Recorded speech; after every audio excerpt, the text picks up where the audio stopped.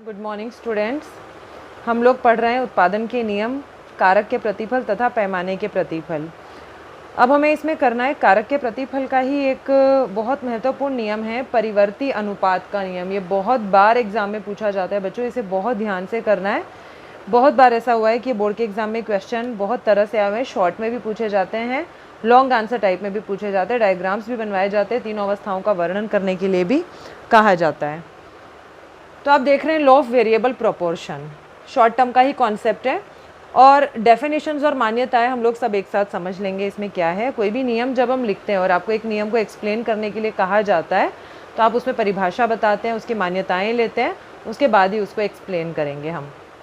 तो आप यहाँ देख रहे हैं शॉर्ट टर्म का कॉन्सेप्ट है और एक कारक की मात्रा में समान इकाइयों में, यानी एक ही कारक है जो परिवर्तनशील है। शॉर्ट टर्म में एक ही कारक परिवर्तनशील होता है, अन्य कारक स्थिर रहते हैं। तो ये मानकर चलें तकनीक में कोई परिवर्तन नहीं है, जो हमारे परिवर्तनशील कारक हैं वो समान तकनीक का प्रयोग कर रहे हैं, परिवर्तन नहीं हो रहा है किसी प्रकार की तकनीक में और सभी इकाइयाँ समान रूप से कुशल है। ऐसा नहीं है एक इकाई दूसरे इकाई से बेहतर है। तो जितनी भी इकाइयाँ हम एक के बाद हम लोग बढ़ाते चले जा रहे हैं वो सभी समान है। तो यहाँ से हम परिभाषा क्या डिराइव करेंगे कि यदि अल्पकाल में एक कारक की मात्रा में समान इकाइयों में वृद्धि की जाए, अगर ये मानकर चले अन्य कारक स्थिर है और तकनीक में कोई परिवर्तन नहीं हुआ, सभी इकाइयाँ समान रूप से कुशल है, तो कुल उत्पादन में क्या होता है, वृद्धि होती है। लेकिन एक बिंदु के बाद कमी होनी शुरू हो जाती है। देखिए ये बहुत महत्वपूर्ण है जानना, यही परिवर्ती अनुपात का नियम है कि पहले कुल उत्पादन में वृद्धि होती है। हम पिछले चैप्टर से यही बात करते आ रहे हैं, टीपी बढ़ता है, उसके बाद फिर समान होता है और एक बिंदु के बाद वो कम होना शुरू हो जाता है। तो उत्पादन की तीन अवस्थाएं जो हम पहले भी पढ़ चुके हैं, इस बार हम लोग बस उसको थोड़ा सा इकट्ठे देखेंगे और तीन अवस्थाओं का हम लोगों ने उसे नाम दे दिया है। हमने टीपी, एमपी और एपी जब किया था तो उसमें ये तीनों अवस्थाएं हम पढ़ चुके हैं एक तरह से। इससे पिछले भी जब मैंने घटते प्रतिफल, बढ़ते प्रतिफल और समान प्रतिफल के नियम समझाए थे तब भी हम ये अवस्थाएं पढ़ चुके हैं। हमें यहाँ पर सिर्फ एक्सप्लेन करना है, एक टेबल ऐसी बनानी है जिसमें इकट्ठे हमें तीनों अवस्थाएं दिखानी है। आप देख रहे हैं कि मैंने पहली अवस्था, दूसरी अवस्था और तीसरी अवस्था तीनों दिखाई हुई है। हमने यहाँ पर लिया एक स्थिर कारक और एक लिया है परिवर्तनशील कारक। स्थिर कारक है, कोई परिवर्तन नहीं है। परिवर्तनशील कारक है 1, 2, 3, 4, 5, 6, 7 तक हमने उसकी इकाइयों में वृद्धि की है। तो टोटल प्रोडक्ट जो है वो पहली अवस्था हम देखें तो पहली अवस्था में 2, 5 और 9। पहली अवस्था ये कह रही है कि एमपी लगातार क्या हो रहा है, बढ़ रहा है, एपी भी बढ़ रहा है। तो एमपी बढ़ता है, जब एमपी बढ़ता है तो टीपी बढ़ती दर से, आप देख रहे हैं दर बढ़ रही है कि पहली इकाई की में लगाने से, यानी कि अतिरिक्त इकाई लगाने से 2 की वृद्धि है, एक अतिरिक्त लगाने से 3 की वृद्धि है, एक अतिरिक्त लगाने से 4 की वृद्धि। तो आप यहाँ देख रहे हैं बढ़ती दर से बढ़ रहा है टीपी।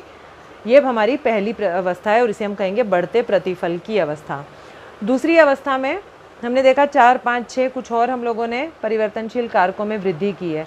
तो 11, 12 और 12, यानी यहाँ पर सीमांत जो प्रोडक्ट है, उत्पाद है, वो कैसे काम करता है, वो घटना शुरू हो जाता है। आप देख रहे हैं 2 से 1 हुआ, 1 से 0 पर आ गया।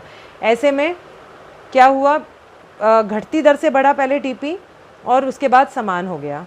तो ऐसी स्टेज आती है, बढ़ता तो है पहले की तुलना में लेकिन घटती दर से, इसे हम कहेंगे घटते प्रतिफल की अवस्था, जहाँ एमपी कम हुआ और टीपी घटती दर से बढ़ता है।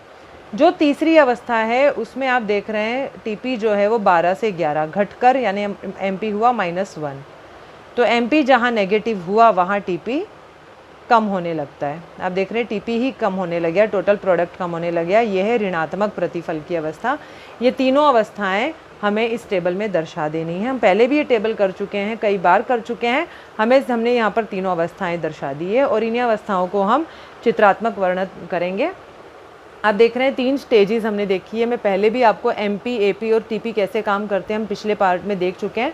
ये 3 अवस्थाएं यहाँ पर है। ये पहला स्टेज है, पहली अवस्था है जहाँ पर एमपी देख रहे हैं आप, ये रेड कलर की जो लाइन है ये एमपी है। एमपी बढ़ रहा है तो टीपी बढ़ती दर से बढ़ रहा है। जब आप देख रहे हैं एमपी घटना शुरू होता है और जब तक ये 0 तक पहुँचता है टीपी घटती दर से बढ़ रहा है। और फिर एक ऐसी अवस्था होती है जहाँ पर ये स्टेगनेंट हो जाता है, रुक जाता है, समान हो जाता है। और जैसे ही नेगेटिव हुआ एमपी, आप यहाँ देखिए एमपी नेगेटिव हुआ, टीपी भी नेगेटिव हो गया। हम लोगों ने पहले भी टीपी और एमपी के बीच में जब रिलेशनशिप किया था तब हम लोगों ने ये बातें की थी और यही वाले डायग्राम्स हमने स्टडी किए थे। इसको हमने 3 अवस्थाओं में दिखाना है। यहाँ महत्वपूर्ण है 3 स्टेजेस दिखाना। ये है पहली स्टेज जो हम यहाँ पर दिखा चुके हैं, एमपी बढ़ता है और टीपी बढ़ती दर पर बढ़ता है, तो बढ़ते प्रतिफल की अवस्था फर्स्ट स्टेज है। सेकेंड स्टेज वो है जहाँ एमपी कम होना शुरू हो जाता है, टीपी घटती दर से बढ़ता है, और थर्ड स्टेज में एमपी क्योंकि नेगेटिव हुआ तो थर्ड स्टेज में टीपी कम हुआ। तो ये 3 स्टेज हमें बतानी है। अब यहाँ पर जो महत्वपूर्ण बात हमें याद रखनी है वो ये रखनी है, आपसे एक क्वेश्चन बहुत महत्वपूर्ण पूछा जाता है जो बच्चे कंफ्यूज हो जाते हैं कि एक उत्पादक जो है वो किस अवस्था तक उत्पादन करेगा, उत्पादन की किस अवस्था तक। हमने 3 अवस्थाएं पढ़ी है उत्पादन की, उसमें किस अवस्था तक एक उत्पादक उत्पादन करेगा। कई बार बच्चे लिख देते हैं पहली स्टेज तक, क्यों?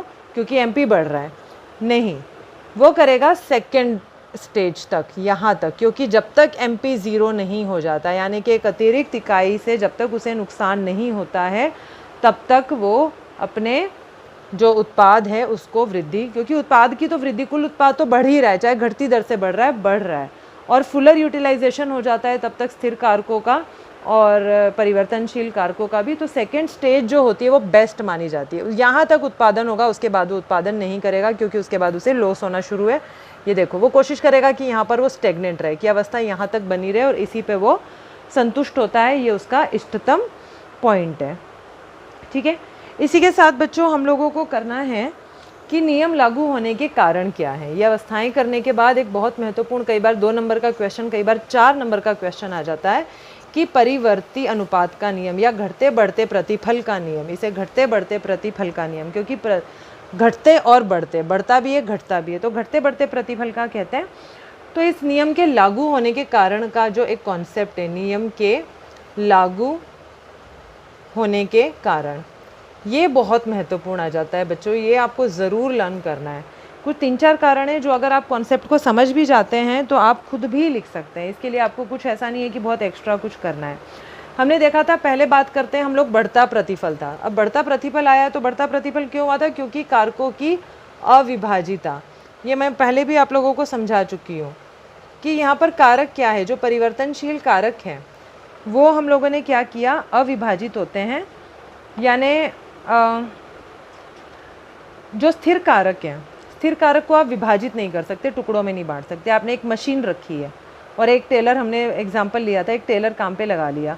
अब आप क्या कर सकते हो, क्या उस मशीन को बांट सकते हो? या आपने एक ही टेलर जो काम पर लगाया तो वो मशीन का फुलर यूटिलाइजेशन नहीं कर पा रहा था, तो हमने 2 टेलर्स लगा लिए, हमने 4 और टेलर्स लगा लिए, हमने टुकड़ों में उसको क्या कर दिया, बांट दिया। हम क्या चाहते हैं कि उस एक मशीन का पूरी तरह से यूटिलाइजेशन हो जाए, जो एक व्यक्ति से पॉसिबल नहीं है, एक लेबर से पॉसिबल नहीं है। तो क्योंकि ये वाला जो स्थिर कारक है, जब तक हम इसका फुलर यूटिलाइजेशन नहीं कर देते, ये अविभाजित होने वाला है, इसे हम टुकड़ों में तो नहीं बांट सकते। तो इसके फुलर यूटिलाइजेशन के लिए हम क्या करते हैं, जो परिवर्तनशील कारक है उसमें हम वृद्धि करते चले जाते हैं, ताकि हम इस स्थिर कारक का पूरी तरह से प्रयोग कर सकें। तो इसे बहुत अच्छे से अपने शब्दों में लिखना है। उसके अलावा आप ये बताएंगे स्थिर कारक का इष्टतम से अधिक उपयोग।